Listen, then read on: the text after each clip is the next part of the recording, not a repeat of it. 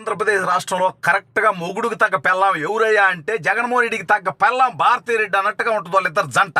వాడు డెకాయిట్ గాడైతే ఆ దౌర్భాగ్యుడికి తగినట్టుగా ఈ భారతీరెడ్డి సహకరిస్తూ ఉంటుంది.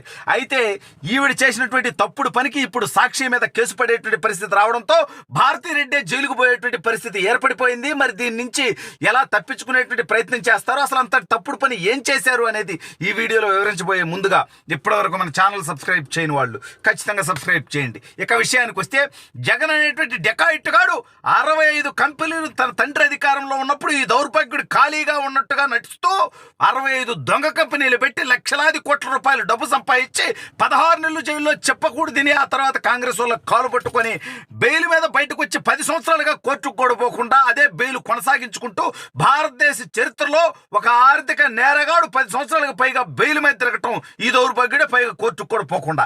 అయితే ఈ దౌర్భాగ్యుడికి సెట్ అయ్యేటట్టు కరెక్ట్గా, ఎస్పెషల్లీ ఎగ్జాక్ట్గా సెట్ అయ్యేటట్టుగా అదేదో సినిమాలో ఆ ప్రకాష్ రాజుకి గనక ఆవిడెవరో దొరుకుద్ది అనమాట, మహేష్ బాబు సినిమాలో వాడికి తగ్గట్టుగా ఉంటారు, ఇద్దరు కలిసి క్రిమినల్ బ్రెయిన్స్ అనమాట.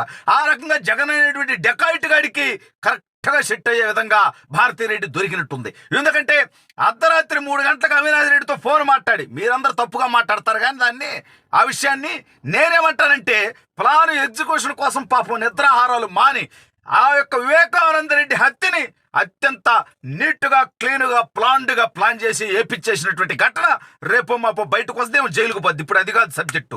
ఈవిడ జగన్ గారు ఓడిపోయినప్పటి నుంచి వాడు ఫ్రస్ట్రేషన్తో, వాడు సైకోయిజంతో, నికృష్టత్వంతో నోటుకొచ్చిన మాటలు మాట్లాడుతుంటే ఈ హక్కుపక్షి సాక్షిని అడ్డం పెట్టుకొని ఇది పత్రిక కాదు విష పుత్రిక లాగా, ఇది ఒక కరపత్రం లాగా, ఎంత నీచమంటే ఆరోగ్యశ్రీ బకాయిలు 1600 కోట్లు పెండింగ్ పెట్టి ఆరోగ్యశ్రీకి అడ్డుకట్ట వేసి ఆరోగ్యశ్రీని నిర్వీర్యం చేస్తున్నాడంట చంద్రబాబు నాయుడు గారు. దీని మీద సాక్షి పేపర్ రాయటం జరిగింది.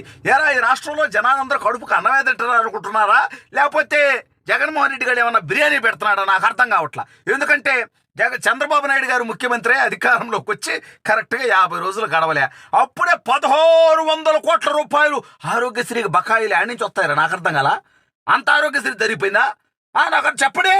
అంటే రాష్ట్రంలో గొర్రెలు ఉన్నారు, బానిసలు ఉన్నారు, చదువుకోలేదు, వాళ్ళకేమీ తెలియదు, మేము ఏం చెప్తే అది నమ్ముతారనుకుంటున్నారా? ఎదవల్లారా, చెప్పు తీసుకొని కొట్టద్దు.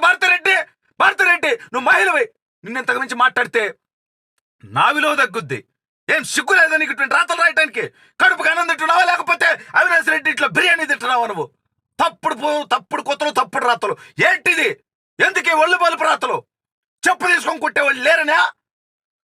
బుద్ధి జ్ఞానం ఉండబల్లా? 50 రోజుల్లో 1600 కోట్లు బకాయిలు ఎట్టవుద్రా?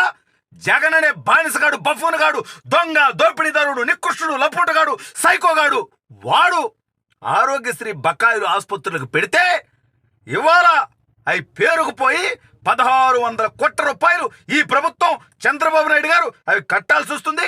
కడుతున్నారు. ఆరోగ్యశ్రీ ఆగకుండా కొనసాగేటువంటి ప్రయత్నం, ఆ యొక్క కమిట్మెంట్ చంద్రబాబు నాయుడు గారు కొనసాగిస్తా ఉన్నారు. సిగ్గులేనటువంటి సాక్షి 1600 కోట్లు బకాయిలు ఉన్నాయంటే జగన్ ఒక చేతగానోడు, నికృష్టుడు, లపోటుగాడు అని రాష్ట్ర ప్రజలు అనుకుంటారని కూడా భారతిరెడ్డికి అనిపించలేదా? లేకపోతే అనుకునేది జగన్ గాడినే కదా, ఇబ్బంది ఏముంది, వాదుపోవాడు పెద్ద బఫూన్ గాడు కదా అని చెప్పి సొంత భార్య అనుకొని జగన్ గాడిని నడి రోడ్డు మీద బఫూన్గా భారతిరెడ్డి చిత్రీకరిస్తుంది అనుకోవాలా? కాబట్టి దయచేసి రాష్ట్ర ప్రజలు ఆలోచించండి. వీళ్ళు ఏ రకమైనటువంటి విషయాన్ని ప్రజల మెదడుల్లో నాటేటువంటి ప్రయత్నం చేస్తున్నారనేది నా ఆంధ్ర రాష్ట్ర ప్రజలు తెలుసుకోవాల్సినటువంటి అవసరం ఉంది. ఎందుకంటే ఒక్క ఛాన్స్ అని చెప్పి కులాల మధ్య, మతాల మధ్య, ప్రాంతాల మధ్య చిచ్చుబెట్టి అక్రమంగా సంపాదించినటువంటి సొమ్ముని వెదజల్లి అధికారంలోకి వచ్చినటువంటి జగన్మోహన్ రెడ్డి 5 సంవత్సరాల్లో ఈ రాష్ట్రాన్ని 25 సంవత్సరాలు వెనక్కి తీసుకెళ్లాడు, విధ్వంసాన్ని సృష్టించాడు. దయచేసి మరొక్కసారి ఆ దౌర్భాగ్యుడి మాటలు నమ్మితే, నిన్న కూడా వాడికి 39% మంది ఓట్లేశారు. దయచేసి అంత రాకూడదు. వాడి బతుకేందో ఒకసారి సాక్షి వాడిదేగా, వాడి భార్య భారతిరెడ్డిదేగా. మరి 1600 కోట్ల రూపాయల ఆరోగ్యశ్రీ బకాయిలు ఉన్నాయి. ఇది చంద్రబాబు నాయుడు ఆపాడు. చంద్రబాబు నాయుడికి చేత కావట్లేదు. చంద్రబాబు నాయుడు ఆరోగ్యశ్రీని ఆపేస్తున్నాడు, ఆసుపత్రులకి డబ్బులు కట్టకుండా అని చెప్పి విషప్రచారం మొదలెట్టాడే. 1600 కోట్లు 50 రోజులు అవుతుండే అంటే జగన్ గాడు అది కట్టడం చేతగాక, చావలేక వదిలేస్తే అదంత పేరుకుపోయింది. కాబట్టి ఇటువంటి విషప్రచారాలు చేస్తున్నటువంటి భారతిరెడ్డి మీద, హక్కుపక్షి సాక్షి మీద తెలుగుదేశం ప్రభుత్వం కేసు నమోదు చేయాల్సినటువంటి అవసరం ఉంది.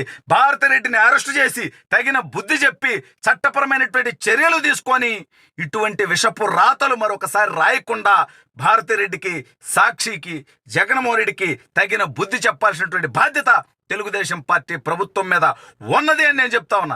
ఎందుకంటే ఇటువంటి సింపుల్గా తీసుకుంటే రేపొద్దున మరిన్ని విషప్రాతలు రాస్తారు, ప్రజలకు అబద్ధాలు ప్రచారం చేస్తారు. దీనివల్ల ఈ రాష్ట్ర భవిష్యత్తు నాశనం అయిపోయేటువంటి అవకాశం ఉంది. అందుకనే సాక్షి పేపర్ మీద కేసు పెట్టాలి. దాన్ని నడిపిస్తున్నటువంటి భారతిరెడ్డి, దాని వెనక ఉన్నటువంటి జగన్మోహన్ రెడ్డి ఇద్దరిని కూడా కట్టకట్టాల వెనక్కి పంపించి కఠినంగా శిక్షించి మరొకసారి ఇలాంటి విషపు రాతలు రాయకుండా అడ్డుకోవాలి.